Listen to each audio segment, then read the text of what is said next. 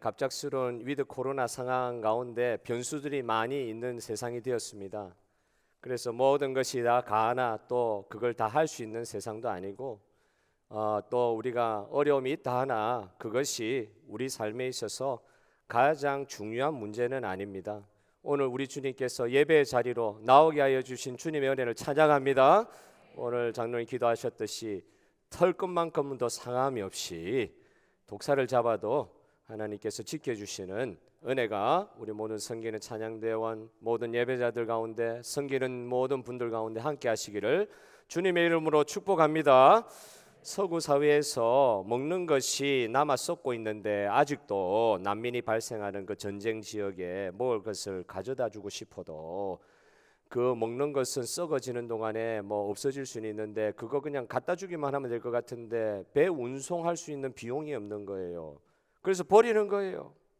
그래서 굶어가 죽어가는 사람들이 많다는 소식을 듣고 마음이 참 아픈 것이죠. 마이크로소프트 전 회장 빌 게이츠의 오래전 이야기입니다. 봉사활동을 위해서 아프리카에 갔다가 그 아프리카에 완전히 뼈만 남아가지고 죽어서 기아로 완전히 죽기 일보 직전에 놓여있는 아기를 가슴에 안고 그 세계 최고의 부자가 이런 말을 하는 거예요. 내가 지금 이 아이를 위해서 해줄 수 있는 일이 없네요. 이런 말을 하는 거예요. 세계에서 제일 돈 많은 사람, 그리고 실제로 그거는 수십억 불을 내어가지고 기아 문제 해결하기 위해서 그렇게 돈을 많이 내어서 사람들을 도와주기는 하였지만 근본적으로 이 나라에 놓여있는 기아에 허덕이는 가난의 문제를 해결해 줄 수 없다는 것을 인정하고 있습니다. 우리 교회도 이번 해에 코로나 어려웠잖아요. 그래서 긴급하게 코로나 그 구제를 집행을 했어요. 그 전에 그 정도까지는 우리가 못했는데 뭐 이런 금액을 공적인 자리에서 이야기하는 게 그런데 하여튼 4분의 1 이상을 선교와 구제로 밖으로 내보내는 그런 일이 우리 교회 이번에 있었습니다. 근데 조금 더 내보냈어야 되는데 이것도 내보내는 것도 너무 힘들더라고요. 다 주면 될 것 같은데 그게 잘 안 돼요. 더 줄 수 있는 상황이 되었을 때 하나님께서 우리로 하여금 내보내라고 할 때, 흘려보내라고 할 때 또 보내드릴 수 있는 그런 은혜가 있었으면 좋겠습니다. 많이 더 내보냈으면 좋겠는데 그런 은혜 주셨으면 좋겠어요. 그런데 이렇게 한다고 해도 뭐 돈이 뭐 한국으로 치면 뭐 우리 이민교회로 치면 제법 많은 돈이라 할지라도 얼마나 할 수 있겠어요? 도와줄 수 있을지는 몰라도 도움받는 그들의 근본적인 문제 해결은 없는 거예요. 그들을 근본적인 문제 해결할 수가 없는 거예요. 2021년 세계 기아지수 보고서에 따르면 소말리아를 비롯해 올해 기아 위험이 가장 높은 국가 10곳 중 8곳이 분쟁 지역이었어요. 그런데 이 분쟁 지역에 있는 세계 어린이들 중 5분의 1 정도가 4억 2,600만 명인데 이 분쟁 지역에 사는 이 어린이들 중에 특별히 아프가니스탄 같은 경우에는 5세 미만 어린이 2명 중 1명이 심각한 영양 실조를 지금 겪고 있습니다. 지금 곧 죽어도 이상하지 않는 그런 어려움을 지금 겪고 있는 거예요. 세계 최고의 강국이 2021년도에 우리 코로나도 이슈였지만 미군의 아프가니스탄 철수도 이슈였잖아요. 세계 최고의 그 강대국인 미국도요 아프가니스탄의 문제를 해결하지 못하고 도망치듯이 철수하는 거예요. 도망치듯이. 예수님이 오신 이 기쁜 성탄을 기념하는 이 시즌에 왜 이런 아픈 이야기로부터 시작을 해야 할까요? 왜 이런 아픈 이야기부터 시작을 해야 될까요? 저와 여러분은 예수님을 구세주로 믿습니다. 할렐루야. 그런데 예수님이 오신 이후에 2000년이 흘렀건만 아직도 인류는 인생이 해결되지 않는 많은 문제 속에서 살고 있는 거예요. 예수님이 2000년 전에 분명히 오셨는데 그렇다고 하면 예수님이 이 땅에 오셔서 우리의 문제를 해결해 주셔서 우리는 그분을 구세주라고 부르는데 예수님께서 이 땅에 오셔서 도대체 무엇을 해결해 주셨단 말입니까? 하는 그 질문이 남을 수가 있잖아요. 왜 예수님이 오셨는데도 인생의 이 아픔들의 문제들은 해결되지 않고 있습니까? 그렇게 질문하는 사람들이 예수 믿지 않는 사람들 중에도 많고 오늘 저와 여러분 가운데도 혹시 이런 질문 가지고 있는 분이 계신지 모르겠어요. 오늘 이 본문을 읽으면서 예수님 오신 이 탄생 기사를 읽으면서 첫째로 오늘 생각해야 될 것이 이것입니다. 이 질문에 대한 대답을 한번 찾아보자는 것입니다. 이 본문을 통해서 예수님이 2000년 전에 처음 이 땅에 오셨을 때는 육신의 몸을 입고 오셨어요. 우리와 똑같은 육신의 몸을 입고 오셔가지고 우리가 사는, 이 사람들이 사는 똑같은 장소에 사시면서 시간과 장소에 제한을 받으시면서 이 땅에 33년 동안 살다가 지금은 천국의 승천에 계십니다. 사실 모든 인류에게 완전한 문제 해결을 주시는 것이 예수님 초림 때의 사역 목표인 것 같았지만 사실은 그렇지 않았어요. 완전한 구원과 완전한 문제 해결은 언제 가능하냐? 예수님 다시 오시는 재림 때 이루어질 줄로 믿으시길 바랍니다. 초림 때는 뭐하러 오신 거냐? 2000년 전에 오셨을 때는 예수님 뭐 하셨느냐? 이 땅에 오셔서 하시는 일에 정확한 목표가 있으셨어요. 예수님이 그냥 향방 없이 목표 없이 시간을 그냥 흘려보내신 게 아니라 3년 동안 공생애할 동안 1분 1초도 아까워서 그 시간을 채워가시면서 사역하셨을 때 정확한 목표가 있으셨어요. 예수님이 초림 때의 정확한 목표가 뭡니까? 그의 백성들을 죄로부터 구원하는 것이 예수님의 초림 때의 목표셨습니다. 이건 아니면은 인간으로 오시지도 않으셨을 거예요. 이런 측면에서 많은 사람들이 예수님을 잘못 알고 있는 경우들이 있는 것 같아요. 첫째, 예수님을 정치 제도를 바꾸실 수 있는 분, 세상의 악을 제거할 수 있는 분, 불의를 부수고 세상에 정의를 세우는 메시아로만 보는 분들이 없지 않아 계세요. 정의의 사도 우리 주 예수 그리스도, 이렇게 믿는 분들이 있어요.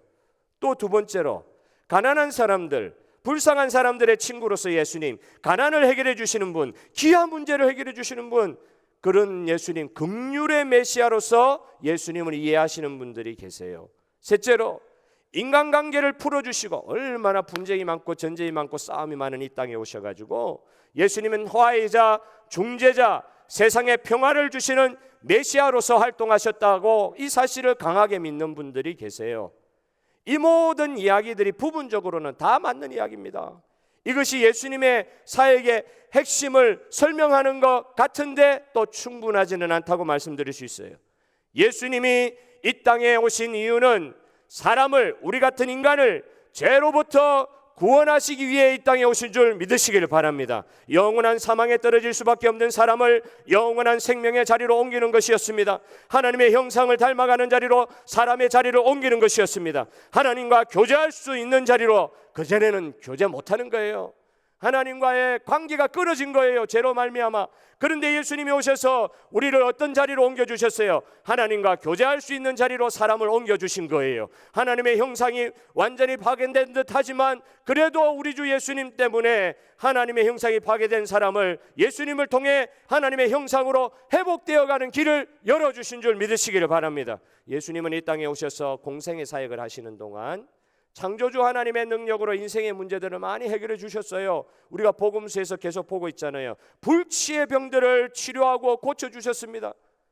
우리 교회도 이런 역사를 주님 원하시면 일으켜 주실 줄로 믿습니다. 인생에 풀리지 않는 정말 어려운 문제들을 들고 예수님께만 가면 우리가 가지고 있는 인생 절대절명의 이 문제 다 해결을 받을 수 있다고 사람들이 무리로 다 몰려온 거예요. 끊임없이 주님께로 몰려들어온 거예요. 주님이 도저히 쉬실 시간 없도록 사람들이 그렇게 몰려왔습니다.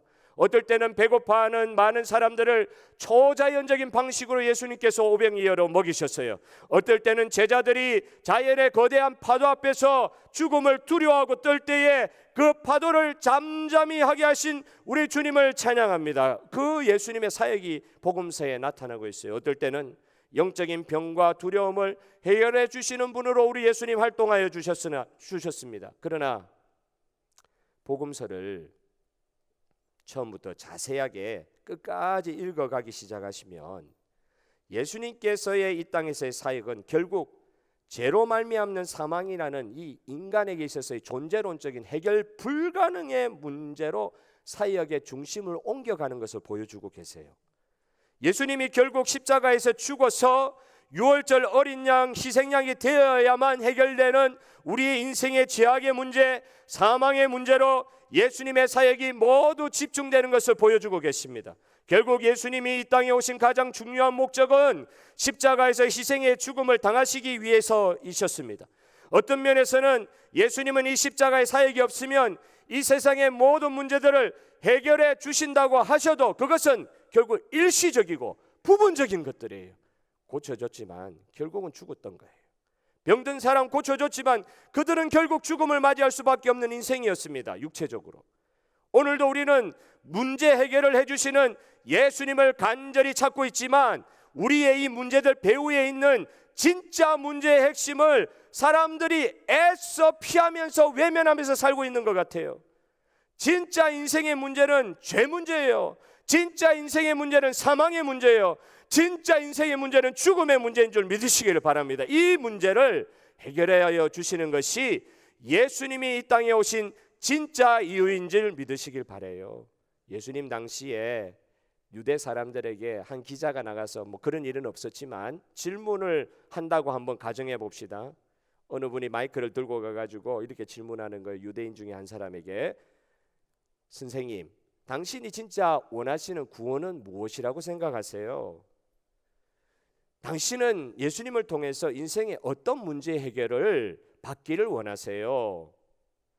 이렇게 기자가 질문을 했다고 했을 때 그 질문을 받은 유대 사람이 만약 이렇게 대답을 했다고 생각해 봅시다. 저는 죄로부터 구원을 원합니다. 제가 이거 설교 준비하면서 한참 동안 생각했습니다. 이 질문했을 때 진짜 유대인 중에 나는 예수님이 나의 이 인생의 많은 문제들 중에 이 문제는 꼭 해결해 주셨으면 좋겠습니다. 그게 뭐냐? 죄로부터 나를 구원하여 주시옵소서. 이렇게 답을 했던 사람들이 과연 몇이 있었을까? 복음서를 보면은 그 대답에 대해서 추측할 수가 있어요. 별로 없었을 것 같아요. 대부분의 유대 사람들, 이스라엘 사람들은 로마 제국의 압제로부터 해방되고 자유하게 되는 것을 제일 먼저 원했을 것 같아요. 나의 인생의 질병의 문제, 나의 인생의 가난의 문제를 해결해 주시는 것 가장 주님께서 해주셨으면 좋겠다, 그렇게 기대했을 것 같아요. 이들에게 있어서 이 세상에 살아가면서 겪을 수 있는 문제 중에 가장 크게 보였던 문제들은 죄의 문제, 앞으로 언제 올지도 모르는 죽음의 문제, 이건 관심 사항이 별로 아닌 거예요. 지금 당장 죽을 거 아니면. 진짜 관심 사항은 당장 나에게 필요한 거, 이게 제일 관심 사항이었을 거예요. 그게 제일 큰 문제였을 거예요. 그러나 진짜 중요한 문제가 무엇입니까? 사람에게 있어서 진짜 중요한 문제가 무엇입니까? 로마에서 해방되면 모든 것으로부터 자유하고 진짜 잘 사는 세상이 왔습니까? 로마로부터 해방되었어요? 우리나라는 일제로부터 해방된 이후에 엄청난 전쟁을 겪었잖아요. 8.15 해방되면은 다 해결될 줄 알았어요. 그런데 웬걸요? 5년 이후에 동족 상잔의 비극이 벌어졌습니다. 세계에서 제일 잘 사는 나라가 된 지금의 대한민국도 뭐 제일 잘 사는 나라인지는 모르겠는데 제가 보니까 호주만큼 잘 사는 것 같아요. 대한민국도 이제는. 대한민국이 진짜 뭐 세계 회의할 때도 가고 그러잖아요. 대한민국의 대통령이. 그런데 아직까지도 대한민국은 세계에서 가장 자살률이 높은 나라로 이름이 나 있습니다. 문제가 진짜 해결되었으면은요, 세상은 점점 더 살기 좋은 나라가 되어야 하는데 왜 이렇게 사람들이 스스로 너무너무 사는 게 힘들어가지고 스스로 포기하는 일들이 이렇게 그 나라 가운데 많이 벌어지고 있습니까? 가장 어려운 문제가 해결되면은 다른 부수적인 문제는 자동적으로 해결되는 경우가 많습니다. 가장 어려운 문제가 해결이 되지 않으니까 여전히 다른 문제도 해결이 되지 않는 것입니다. 여러분, 우리 주 예수 그리스도 구세주는 우리의 인생의 문제를 해결해 주시는 분인 줄 믿습니다. 그것도 가장 근본적인 우리 인생의 문제, 뭐라고요? 우리가 몰라서 그렇지 주님은 그렇게 가르쳐 주시는 거예요. 너희들이 가지고 있는 인생의 가장 중요한 문제가 뭐냐? 근본적인 죄의 문제, 죽음 사망의 문제, 이거 해결받고 있느냐? 나를 통해서 해결받고 있느냐? 이거 주님께서 지금 질문하시는 거예요. 이 예수님의 성탄은 그래서 너무나도 중요한 것입니다. 주님이 우리의 죄 문제를, 우리의 제국 원수인 사망의 문제를 해결하여 주시기 위해서 이 땅에 오신 이 성탄절의 축복을 우리에게 주신 주님의 이름을 찬양합니다. 할렐루야. 가끔씩 생각하면서 예수님 안 오셨으면 어쩔 뻔했나? 예수 믿는다고 어려움이 뭐 없는 거 아니잖아요. 예수 믿기 때문에 더 어려운 일들이 있을 수가 있습니다. 뒤에 좀 살펴보겠지만. 여러분, 그런데 예수님이 이 땅에 오셔서 우리에게 이런 큰 은혜를 주셨다. 너무 감사한 것이죠. 예수를 더 알아가는 우리 마음의 소망과 소원이 더 깊어지는 이 2021년도 연말연시가 되시기를 주님의 이름으로 축복합니다. 안다고 생각하면 안 될 것 같아요. 진짜 예수님 그 보화와 지식에 놀라운 것이 예수님 안에 감추어져 있다 그랬는데, 정말 예수 그리스도로 말미암아 오늘 기쁘십니까? 오늘 사실 들어오면서도 갑작스러운 일들 때문에 성도님들이 좀 마음의 불편함도 있으실 수 있고, 오늘 예배 드리고 싶어도 나오지 못한 우리 시니어 어르신들도 많으신데 동일한 은혜 축복이 있을 줄 믿습니다. 여러분, 이 자리에 예배에 나온 성도님들 바라보면서 저는 좀 감격이 있는 거예요. 예수님 때문에, 예수님이 나의 근본 문제 해결해 주신 것 때문에 그 어떤 것도 문제가 될 수 없다. 주님 앞에 나오기로 하고 주님 앞에 이 시간 오프라인이나 온라인으로 예배 자리에 나가는 하나님의 백성들을 주님께서 축복해 주실 줄 믿습니다. 둘째로 생각할 것은 예수님께서 이 근본적인 죄의 문제를 해결해 주심으로, 그러면 그 죄의 문제 해결받은 우리에게는 어떤 변화의 역사가 일어났습니까? 질문할 필요가 있어요. 예수님을 닮아갈 수 있는, 예수님을 본받고 살아갈 수 있는 구원의 길이 활짝 열린 줄 믿으시길 바랍니다. 이게 결론이. 예수님이 우리를 위해 죽어주시고 우리의 문제를, 실제적인 근본적인 문제를 해결해 주심으로 우리에게는 무슨 복을 받았나? 이 예수님을 닮아갈 수 있는 복을 받았다. 이게 제일 큰 복이라는 거예요. 진짜 복이 뭐예요? 우리가 육신을 입고 살아가고 있는 동안에 우리 주 예수님이 누구십니까? 하나님이십니다. 하나님이신 예수님을 우리가 닮아갈 수 있는 예수님의 부름받은 제자로서, 구원받은 제자로서 이제부터는 근본적인 사망의 문제 해결받은 저와 여러분은 그 이후로부터는 예수 그리스도를 닮아갈 수 있는 복을 받으신 줄 믿으시기를 바랍니다. 하나도 바뀐 거 없는데요, 성령도 안 했는데 바뀐 거 없는데요, 뭐 이렇게 이야기하시면 안 됩니다.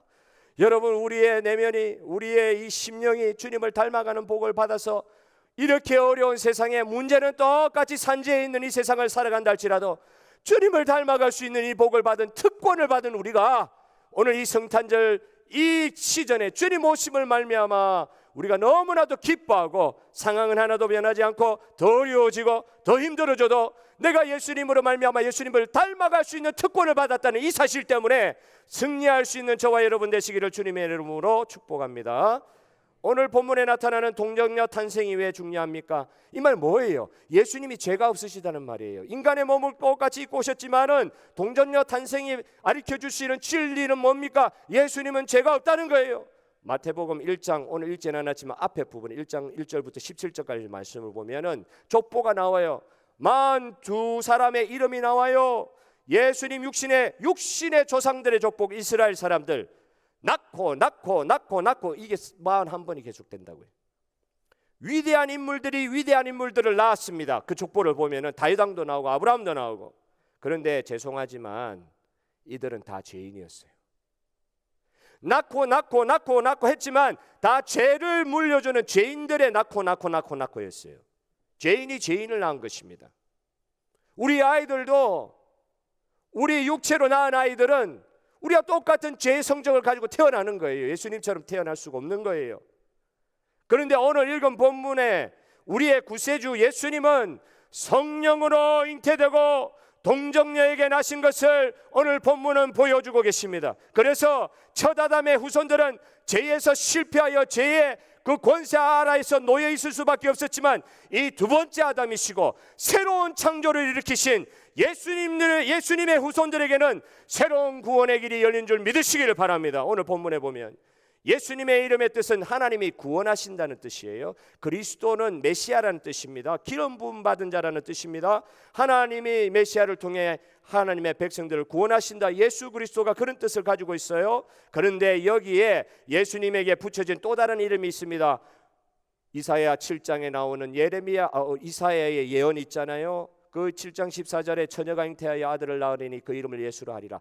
이 임마누엘이라 하리, 그때는 예수라는 이름이 안 나오고 임마누엘이라 하리라, 이렇게 예언을 하셨는데, 예수님이 오늘 천사 가브리엘을 통해서 요셉에게 준 이름은 예수, 그의 백성을 구원하신다는 뜻도 있지만 이사야 때부터 주신 예언의 말씀으로서 주신 이름은 또한 임마누엘이라는 이름이 있었어요. 이 말의 뜻이 무엇입니까? 하나님께서 우리와 함께 하신다는 뜻입니다. 하나님이신 예수님이, 이거 중요합니다. 전도할 때 보면은 예수님 믿는다 그래요.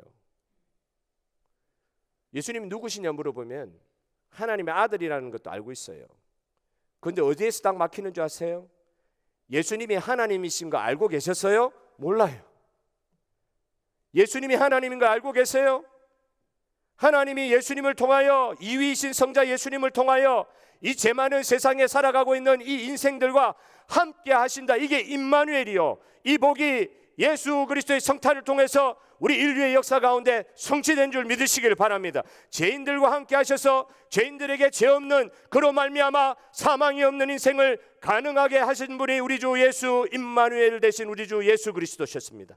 예수님에 있는 사람은, 예수님 안에 있는 사람은 이 사람은 절대 죽음을 두려워하지 않아야 될 이유가 여기에 있습니다. 우리 안에 있는 죄의 문제를 해결해 주시고 죄삭세의 문제인 사망을 해결해 주신 우리 안에 계시는 임마누엘 되신 예수 그리스도, 할렐루야 하시기를 원합니다.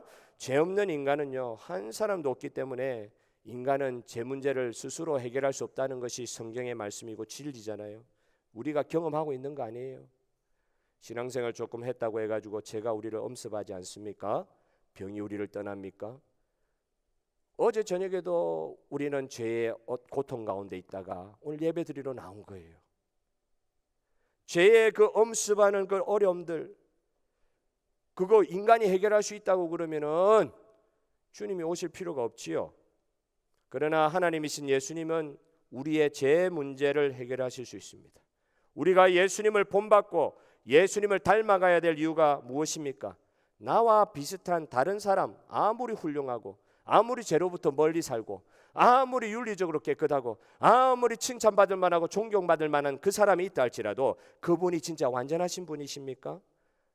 그분을 내가 그렇게 존경하고 따르고 싶다 할지라도 이건 너무 부분적이고 제한적이고 어떨 때는 그분을 통해서 크게 실망할 수도 있는 거 아니겠어요? 그래서 사람을 너무, 제가 사람에 대해 신뢰를 거두라 그 말이 아니라 다 사랑해야 될 대상이지만 사람을 통하여 우리 인생의 문제 해결될 거라고 하는 이 기대를 주님 앞에서 내려놓는 저와 여러분 되었으면 좋겠습니다. 그러나 예수님은 이렇게, 사람은요, 나 저 사람 진짜 따라가고 싶어, 너무 본받고 싶어, 그래도 그분을 통해서 실망할 수 있는 부분이 있어요. 근데 예수님은 그런 분이 아니세요. 예수님은 우리가 본받을 수 있는 분인 줄 믿으시기를 바랍니다.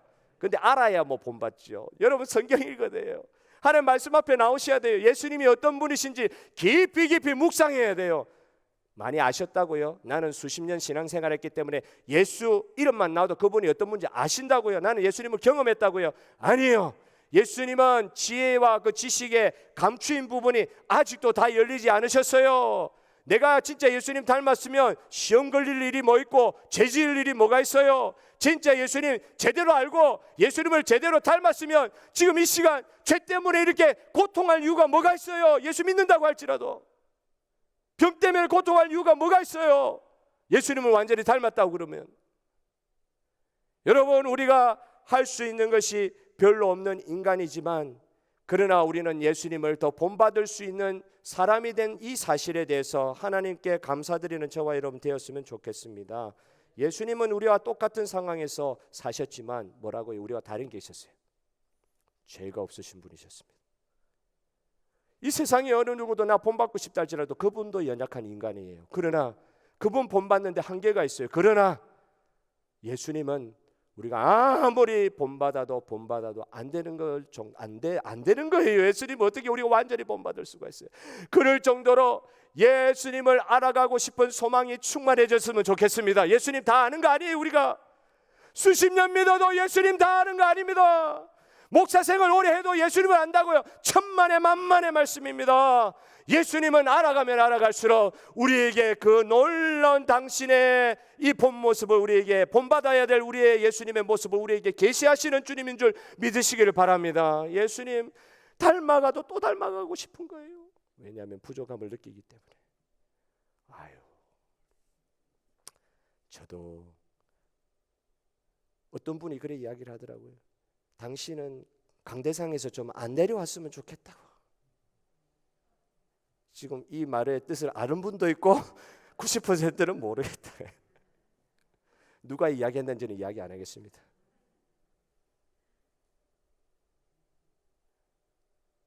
끝까지 닮아가야 될 분이 예수님입니다. 여러분, 예수님 안다고 얼마나 아세요? 진짜 예수님 아세요? 예수님 다 알지 못해요. 우리는 죄 있는 인간이기 때문에요. 그분을 완전히 닮으려고 노력해도 안 되는 거예요. 그러나 믿고 의지할 분은 예수님밖에 없는 줄 믿습니다. 그분은 죄가 없으시니까.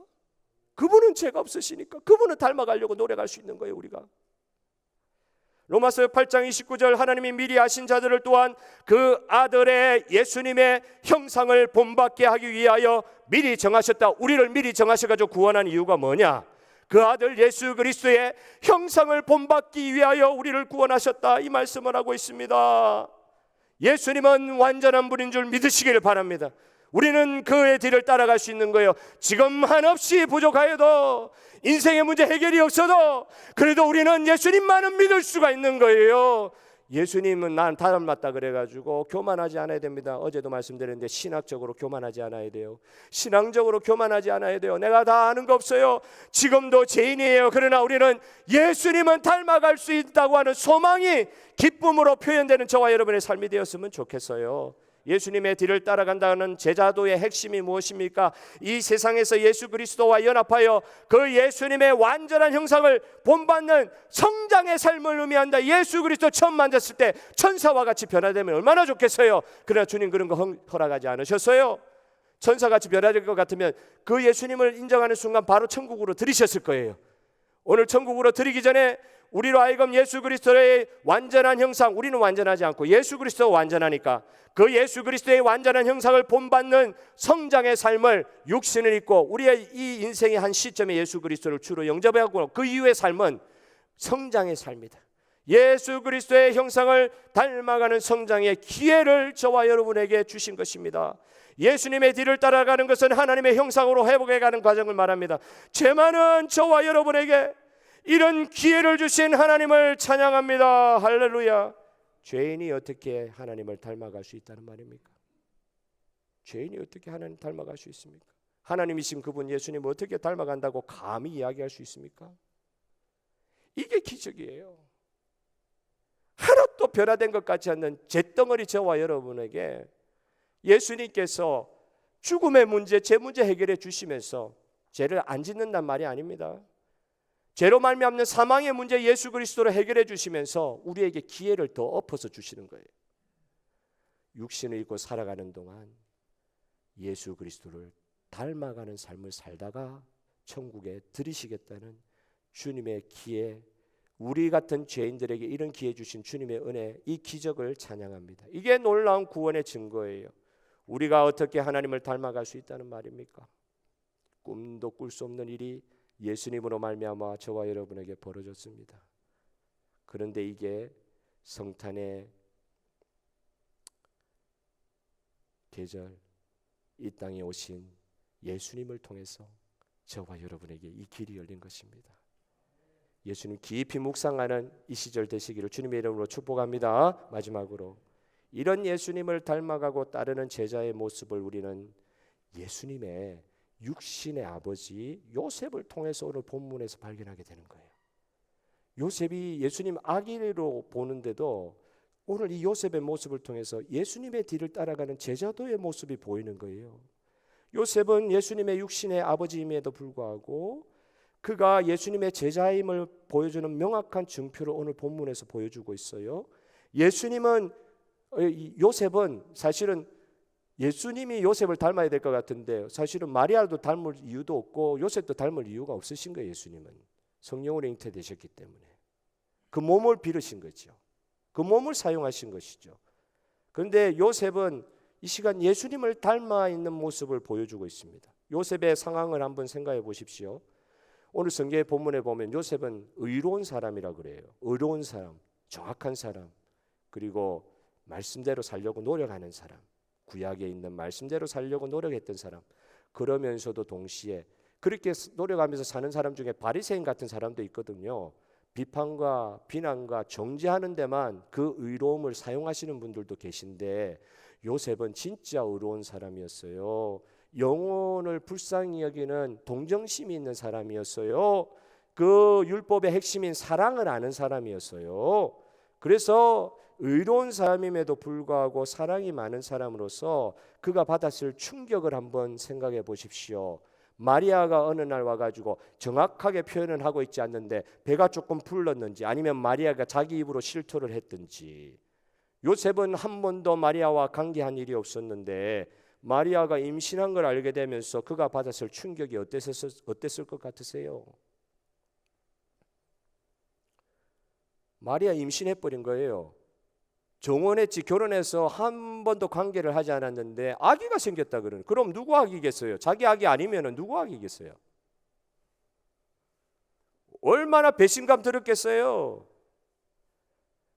수태고지를 마리아가 가브리엘에게서 받죠. 근데 그 수태고지 받은 사실을 요셉에게 마리아가 이야기했는지 안 했는지 본문은 밝히지 않습니다. 확실하지 않아요. 그런데 분명한 것은 요셉은 마리아가 지금 가진 아기가 성령으로 잉태된 사실에 대해서는 지식이 없었어요. 그렇기 때문에 굉장히 힘들었던 거예요.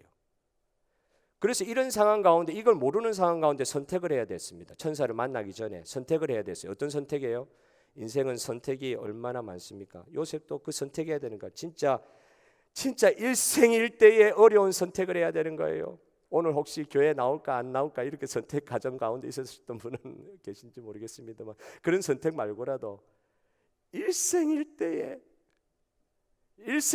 어려운 선택을 해야 되는 거예요. 두 가지 선택 사항이 있었어요. 하나는 마리아와 이혼 파혼을 하는 것인데, 그 당시에 이렇게 정혼한 상태에서 파혼할 때는 파혼의 이유를 밝혀야 되거든요. 파혼의 이유를 마리아가 간음해가지고, 그러니까 아기를 나는 관계한 적도 없는데 아기 가졌기 때문에 원래 관계 못하게 돼 있어요, 정혼 때. 그런데 엉뚱하게 배가 불러왔으니까 이걸 드러내면, 이 세상 공적으로 드러내기 시작하면 마리아는 신명기 율법에 따르면 돌로 쳐 죽임을 당하는 겁니다. 근데 자기는 보호되는 거예요. 요셉은 보호될 수 있는 거예요. 자기 자신은 있는 그대로 했기 때문에 보호될 수 있고, 마리아가 또 배신감도 들었기 때문에 그렇게 할 수도 있었을 거 아니에요? 나는 잘못한 게 없으니까. 나는 잘못한 게 없었는데 저 사람이 저랬단 말이에요. 그러니까 나는 이유가 있는 거예요. 나는 잘못한 게 없는데 배가 불러오면 어떻게 하냐? 충분히 이유가 되죠. 그런데 마리아는 돌맞아 죽겠죠. 그래 되면. 두 번째의 선택 사항이 있었어요. 파혼은 하되 정말로 사람들 드러나지 않게 결혼 관계를 살짝 정리한다. 가만히 끊고자 하되, 오늘 본문의 표현에 따르면 가만히 끊고자 하되. 요셉이 의롭고 정말 율법의 정신을 아는, 사랑을 아는 사람이었던 것 같아요. 마리아가 어떤 상황을 닥칠 걸 알고 자기에게 어려움이 올 것을 가정을 하고라도 가만히 끊고자 하는데, 근데 가만히 끊는 게 됩니까? 그 당시 결혼은 집안과 집안의 결혼이에요. 마리아의 이런 상황들을 사람들이 몰랐을 것 같아요. 배가 불러오고 그러는데, 이런 상황에서 가만히 결혼관계를 정리한다는 것은 대단히 어려운 일이었을 것입니다. 가만히란 말이 잘 성립이 안 되는 거예요. 가만히 안 되는 거예요. 하지만 요셉은 의로운 사람일 뿐만 아니라 율법의 정신을 아는 사람이었어요. 생명이 죽으면 안 된다는 거예요.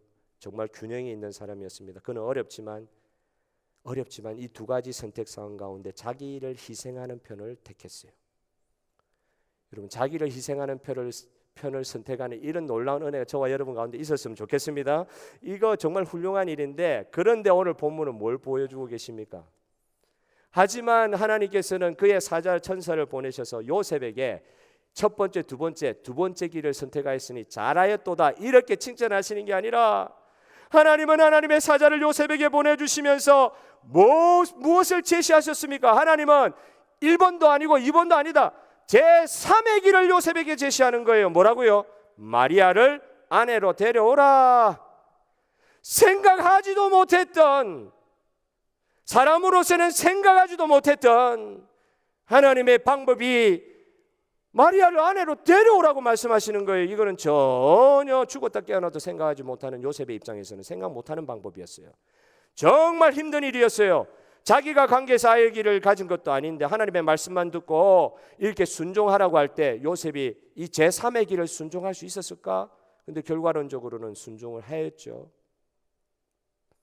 가만히 끊고자 하는 것도 놀라운 일이고 칭찬할 만한 일인데 하나님께서는 요셉에게 이것과는 비교가 되지 않을 정도의 어려운 길을 제3의 길을 제시하시는 거예요. 이걸 순종하려고 하니까 얼마나 복잡한 신경이었겠습니까? 추측을 해보는 것입니다. 근데 오늘 본문에 보니까 요셉이 다른 말 하지 않고 말씀 그대로 들은 대로 순종하였더라, 순종하였더라 이 단어밖에는 안 나와요. 뭐 고민하였더라 이런 것도 없어요. 요즘에도 어디 보니까 그런 참 우스운 일이 있습니다. 간음을 해가지고 아기를 가졌는데 그게 성령으로 잉태됐다고 이야기하시는 그런 분도 있다고 제가 들었어요. 그 교회 안에서 말이에요. 말도 안 되는 어떻게 그런 이야기를 할 수가 있어요. 근데 그때도 그랬지 않겠어요? 사람들이 어떻게 알겠어요? 가브리엘은 마리아와 요셉만 만난 거예요. 사람은 모르는 거예요. 하나님이 그의 제자들에게 제시하시는 제3의 길은 어떨 때는 참으로 어려운 길입니다. 그러나 그 길을 순종할 때에 죽음마저도 두려워하지 않을 수 있는 놀라운 은혜의 길인 줄 믿으시길 바랍니다. 하나님의 사자가 나타나자 요셉이 그 이야기를 듣고 순종했다고 간단히 나오는데 이게 간단한 문제가 아니죠. 하나님의 구원 계획에 요셉이 순종했지만 성령 안에서의 확신과 담대함이 없었다고 하면 그는 이런 무모한 순종을 할 용기가 나지 않았을 것입니다. 성령께서 이걸 감당할 수 있도록 그의 마음을 변화시켜 주신 거예요. 저와 여러분에게도 이런 경험을 주님께서 우리 인생 가운데 주신 적이 있으시죠? 예, 동의 안 하시는 분도 계실 거라고 생각했는데 이 정도로 할 거라는 이런 결정하신 적 있으시죠? 내가 여러 가지 일들 중에 생각하지도 기도하고 났더니만 생각하지도 못하는 그 길을 가게 하시는데 그걸 순종하고 하고 싶은 담대함과 용기가 생긴다는 것이죠. 사람들은 그걸 볼 때 무모하다고 이야기할 것 같은데 생각하지도 못한 주님이 제시한 제3의 길을 뚜벅뚜벅 걸어가고 싶은 용기가 생길 때가 여러분 있으셨지요? 이런 경험들이 많은 저와 여러분 삶이 되었으면 좋겠습니다. 언제 이런 일이 생기냐? 우리 삶을 주님 닮아가려고 애를 쓰고 사모함으로 주님 더 알기 위해서 사모하려고 살 때 이런 결단을 하고 이런 선택할 수 있는 기회도 주님께서 주시는 것 같아요. 여러분 오늘 우리 젊은 세 이때 어떤 분은 요셉의 나이가 많고 마리아는 한참 어리고 이렇게 해석하시는 분들도 계신데 뭐 그 당시에 대부분의 해석들은 요셉도 나이가 젊은 사람이었고 마리아는 더 어린 여자였고 그렇게 보는 경향이 있습니다. 그렇게 많이 해석합니다. 이 젊은 사람들이요, 젊은 사람들이 이런 순종을 하는 거예요. 세상에 별 경험도 없는데 호주에 최초의 한국 땅으로 파송된 선교사들은 대학 갓 졸업한 사람들, 인생에 대해서 안다고 할 수 없는 사람들, 중국 내지 선교사로 파송됐던 그 7인 다 대학 졸업하고 가는 거예요. 성인으로서 첫 관문에서 하나님께 쓰임받기 위해서 순종을 하는데 살아있을 때 전에 그런 생각 전혀 하지 못했는데 제3의 길을 제시하는 하나님의 말씀에 순종하여 그 젊을 때 자기를 드리는 그런 사람들이 한국 최초의 순교했던 선교사님들이었어요. 병을 걸려서 돌아가시고 에릭 리델이라는 사람 중국 선교사로 갔다가 감옥에서 돌아가신 분이죠. 에릭 리델이 누굽니까? 불의 전차라는 영화를 보셨습니까? 그는 영국 국가대표였습니다. 육상. 그의 주종목은 단거리 100m인가 그랬어요. 그런데 100m가 주일날 열린다는 결승이 준결승까지 다 1등으로 다 했는데 결승이 주일날 열린다는 거예요. 그래서 그 당시에 그의 신앙은 나 주일날 예배 참석해야지 이거 내 금메달 딸라고 여기 갈 수는 없다. 그래가지고 100m를 포기한 거예요. 영국에서 들고 일어난 거죠. 어떻게 개인의 사사로운 걸 가지고 종교적 신념을 가지고 나라 대표로 간 인간이 그럴 수 있느냐. 얼마나 욕을 했겠어요. 죽을 정도로 욕을 했을 겁니다. 어떻게 개인이 사사로운 자기의 신념을 가지고 나라 대표로 나와가지고 그렇게 할 수 있냐? 충분히 이유가 있는 말이잖아요. 이유가 된단 말이에요. 명분이 된단 말이에요. 진짜 에릭 리델이 잘못한 것 같아요. 그러나 그는 하나님 앞에서 이 길을 선택할 수밖에 없었다고 이야기를 합니다. 그리고 나와서 며칠 후에 있을 400m입니까?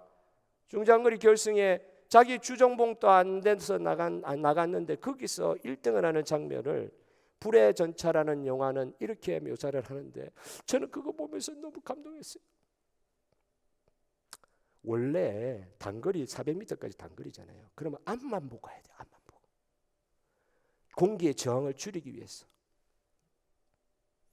근데 이 사람은 그 피니시 라인을 끊기 얼마 전부터는 고개를 하늘로 쳐들고 달리는 거예요. 육상 선수들에게는 그런 일이 없어요.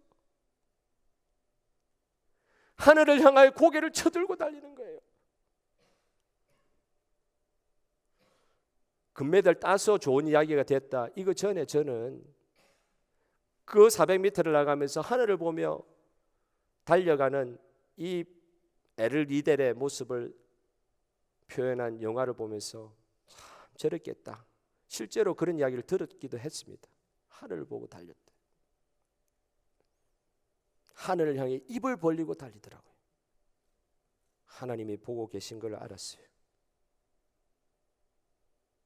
여러분, 저와 여러분의 이런 삶의 상황 가운데 정말 위기, 결정해야 되는 순간들을 맞이할 때 오늘 성탄 우리 주 예수 그리스도, 예수님을 통하여 우리는 구원받았고 예수님을 닮아갈 수 있는 특권을 받은 사람으로서 그럼에도 불구하고 우리 삶에는 많은 결정의 순간들이 있습니다. 많은 결정의 순간들이 있습니다. 이 결정의 순간들에 요셉의 순종처럼 자기는 생각해 보지도 않았지만 기도해 보고 나니까, 주님을 만나보고 나니까 다른 길이 열리는 거예요. 그런데 그건 굉장히 어려운 길일 수도 있었습니다. 그런데 그 길을 순종함으로 달려갈 때 저와 여러분에게 놀라운 은혜를 주실 주님을 찬양합니다. 여러분, 결정하셔야 될 때 어떻게 결정해야 될지 다른 이야기는 못 드릴 것 같고 이 설교를 마치면서 이 말씀 하나는 드릴 수 있을 것 같아요. 많은 결정의 초이스들이 있는 가운데 뭘 어떤 기준으로 결정을 해야 되겠느냐? 기준이 중요한데, 우리 믿는 사람에게는 기준이 중요한데 어떤 기준이 돼야 되겠느냐? 여러분, 생명을 살리는 데 가까운 쪽으로 결정하시기를 바랍니다. 이 생명은 무엇입니까? 세상이 줄 수 없는 참 생명 말합니다. 구원받은 생명 말합니다. 하나님 중심으로 살아갈 수밖에 없는 그 생명을 말합니다. 생명을 살리는 것이 예수 믿고 예수의 뒤를 따라가는 자에게 주신 사명인 줄 믿으시기를 바랍니다. 영혼 구원의 기준이 되시길 바라요. 이게 진짜 영혼 구원할 수 있는 일인가? 영혼과는 전혀 상관없는 일인가? 세상에 썩어질 것, 일시적인 것, 그런 것에 마음 다 뺏기는 일인가? 그걸 구분할 수 있도록 기준을 하나님께서 제시하실 때 생명이 기준이 되게 하시고 영혼 구원이 기준이 되게 하여 주시옵소서. 오늘 저와 여러분의 많은 어려움 가운데 믿음으로 순종하여 선택한 그 길에 에릭 리델에게 부어주신 그 은혜가 저와 여러분에게 한없이 쏟아지는 이 2021년 연말연시 되도록 주님께서 축복하여 주실 줄 믿습니다. 우리 다 같이 찬송하시면서 예물은 이미 주님 앞에 드렸습니다만 헌신하는 시간을 가지도록 하겠습니다.